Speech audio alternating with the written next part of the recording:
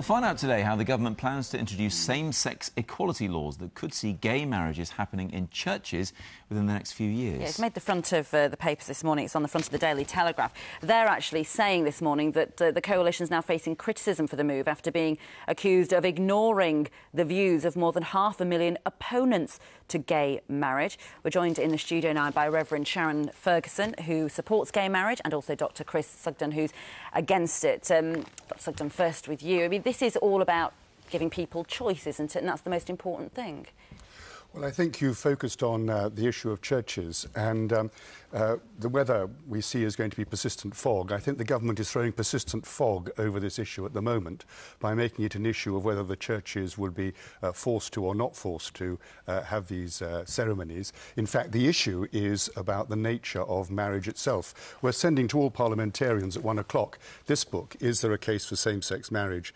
Case of Eligibility and Consequences, and also to Tory party chairman.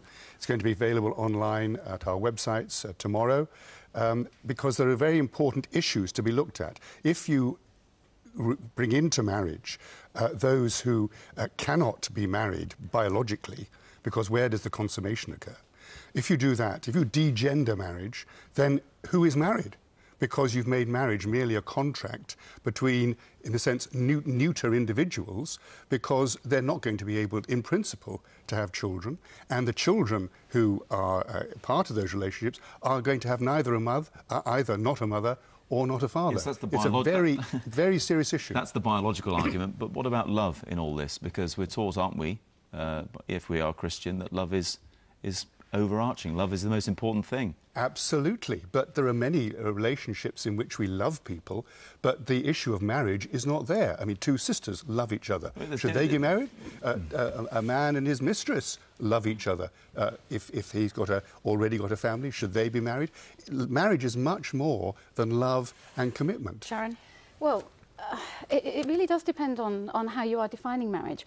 For me, I understand marriage as the union between two people is supposed to emulate the relationship between Christ and the church. This is what we are told. Now, the relationship between Christ and the church has got nothing to do with procreation. It is totally about love, unconditional love. It's about commitment. It's about being there. It's actually about all the vows that are in the wedding ceremony. It's about cherishing and honouring, about being there through death and until death do us part. It's in sickness and in health. There is nothing in the marriage vows that says you have to be open to procreation, you have to be able to consummate, because that is not what the union is about. The union is about emulating that relationship that Christ has with the church. And so if we say that God is love, then love can only come from God. Sharon, and therefore we should be recognising these relationships. Sharon, let me just ask, though, because you and Chris you're both Christian, but you're from different churches. Chris is Church of England and you're not. So why do you really care what the Church of England does? Well, we have to care what the Church of England does because we have to recognise that the House of Lords is full of Church of England bishops, and so they have a great deal to say and a lot of influence over what happens in this country.